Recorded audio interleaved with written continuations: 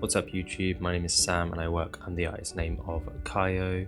This week's episode I wanted to talk about drums, how to mix and how to process your drums to get that really core lo-fi feeling I put into all of my tracks. This is how I write my drums for a Kaiyo song and hopefully you can learn something along the way. Let's jump into FL Studio and get to it.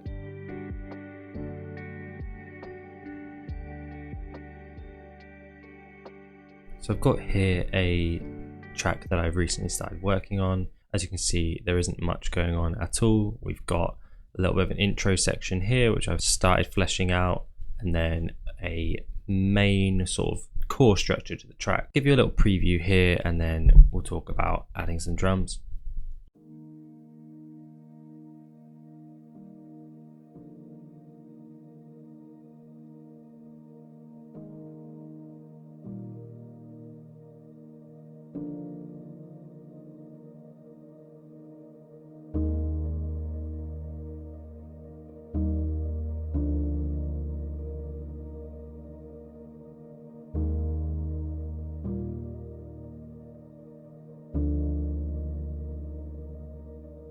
So just before we get into the drums, I'll just give you a quick rundown of what's going on here. So I've got here the Originals Cinematic Soft Piano from Spitfire, which is my new favorite piano plugin. Really simple chord progression. We're in a D sharp major.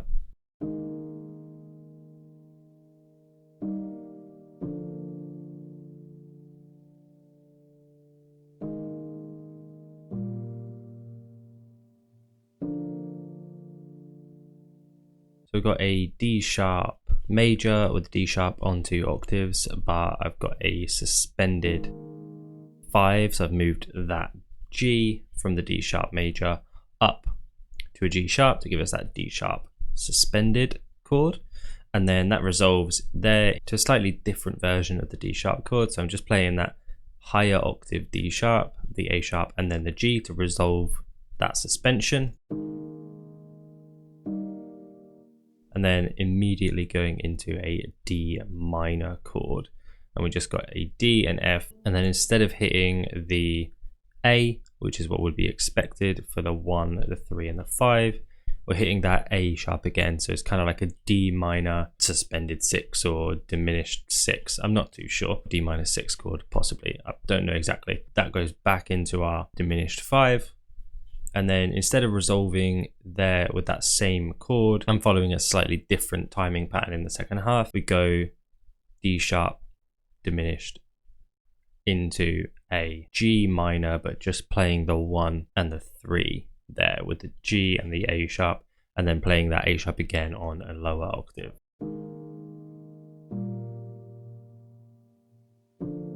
Finally resolving with that D minor chord again. After that, I just stuck in this really simple drone sound. A couple of you guys have been asking about my drone sound. This is a pedal pads Azure piano from Spitfire Labs. All I've done is just created one continuous sound with a D sharp, A sharp, D sharp again. Just plays throughout, nothing changes, nothing going on, no movement, just a sort of like a background hum to the track to add a little bit of warmth, a little bit of character. Processing on those sounds, we've got nothing on the drone at all. On the piano, just got an equalizer that's not doing anything, and a limiter to automate some of that sound. So as you heard when I played the intro earlier, that piano slowly fades in.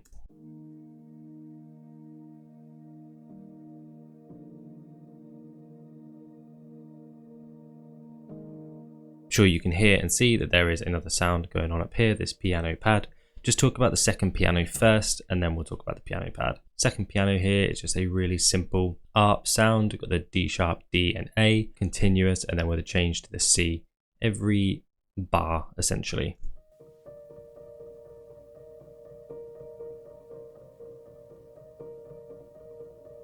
Just adding like a real nice kind of spacey vibe, giving it like a ton of movement to the track. Same piano there, Spitfire Originals Cinematic piano. Got a EQ again that's not doing anything, a Valhalla Supermassive on about 50% mix with a 300 millisecond delay. I think this is the default preset for the Valhalla Supermassive. And then I've got a ping pong delay, and that's just bouncing around, so as we can hear that delay in the background. That was what I initially wrote. I had this all together.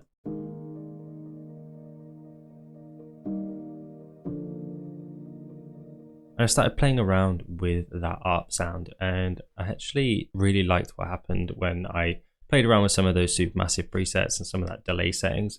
So I ended up putting on a 100% mix, much bigger delay sound with loads more feedback and density on Valhalla Supermassive. I then added that same ping pong delay, but what that did is it turned the sound from that ARP piano into a sort of pad. So you can still kind of hear it in the background, but it's just 100% wet signal coming through from that. And then I added a ozone equalizer just to tame some of those frequencies. And I really liked that, so I separated those out and put them into 2 separate tracks. And then same as the piano, I just automated that in with the intro to kind of help with the building of the track. And finally, we just got a bass that is following the root of the chord. So we've actually only got 2 chords.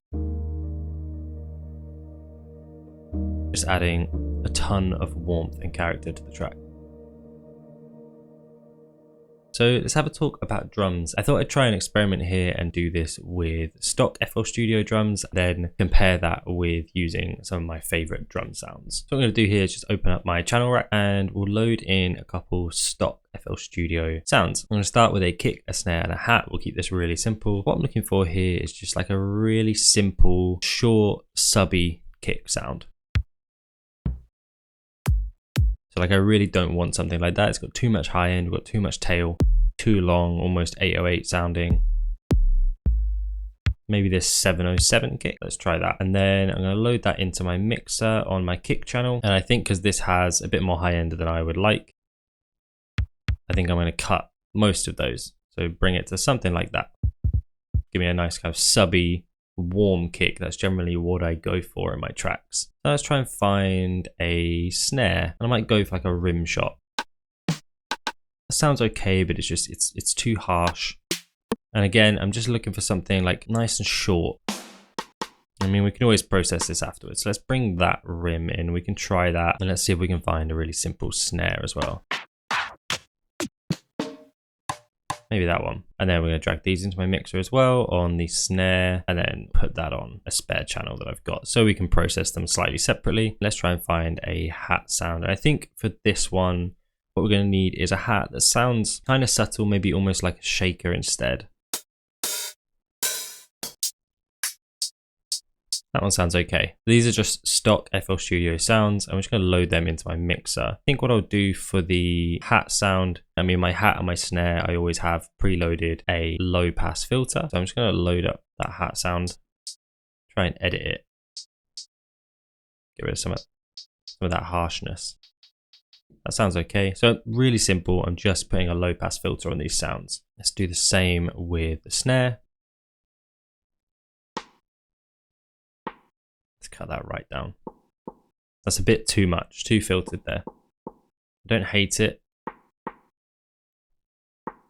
I'm just trying to find a sound that, and I think I might cut some of those lows as well, because you see it's got a little bit of weird resonance that's happening down here. So let's put a high pass on that, bring that in like that. Just focus in on those kind of nicer frequencies. We'll do exactly the same with our spare channel here. I really like this sound, but we'll give it a go, something like that. Right, now let's actually key in a drum pattern. So I'm just going to start with a kick and some snares there, so something like that, and double it up here. And this is a pattern that I talk about a lot on this channel. If you want to see a video of me talking about this pattern even more, I'll put a link up here. It's a really useful pattern for just getting kind of used to the groove of lo-fi drums. I'm just going to write an 8-bar loop here, and then let's add our drums in and see how that sounds.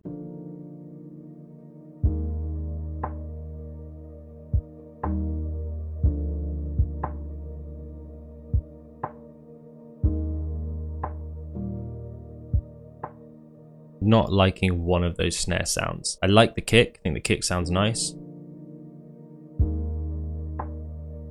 Let's take a bit more out of this sound. that's better. Generally go for kind of like those middle frequencies for my drum sounds, except for the kick. I want the kick to be extremely subby. I don't want anything too harsh coming through. Maybe sometimes with a shaker, I'll leave a fair bit of high end in there, but not too often. I just like to kind of squash the sound just a tiny bit. I think that's what gives it that Kaiyo sound.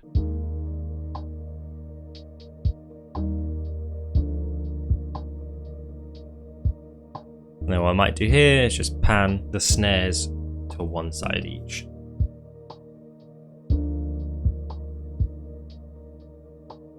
Yeah, I think that sounds pretty good considering these are stop sounds. I think that actually, yeah, that sounds pretty nice. So in terms of processing, there's a couple more bits you could do. I think on one of my snares, maybe you'd add a little bit of reverb.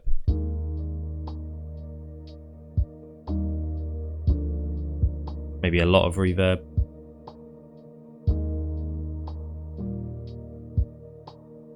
That's pretty nice.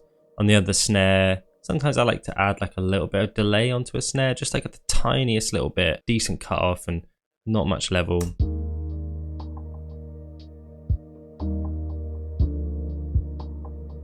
Let's cut it off a bit more and turn that wet down.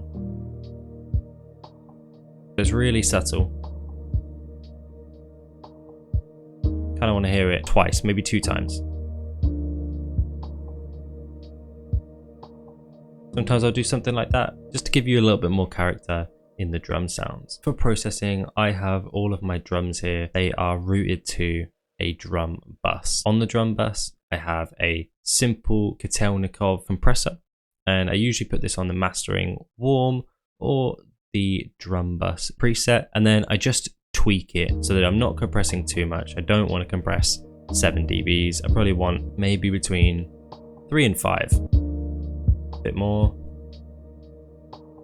something like that, just to glue my sounds together quite nicely. And I control all of that through this drum bus. And then another thing that I also have is here my kick pump sidechain channel, and all this has on is a limiter. I sidechain that to the kick sound. I route almost all of my melodic elements, so like the drone, piano pad, all my pianos, the guitars, all of my melodic elements I route through the kick pump into the master, so that when that kick hits, everything gets a nice little bit of sidechain. And if I open up that limiter, you can see it.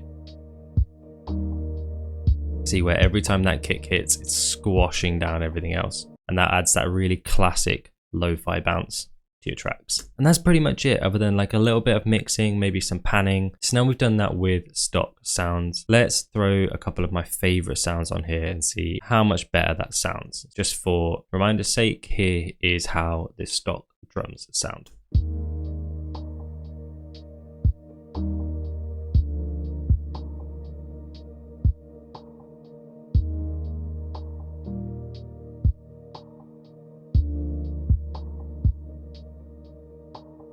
I'm going to go away, I'm going to add some of my favorite sounds in, and then I will play a comparison here.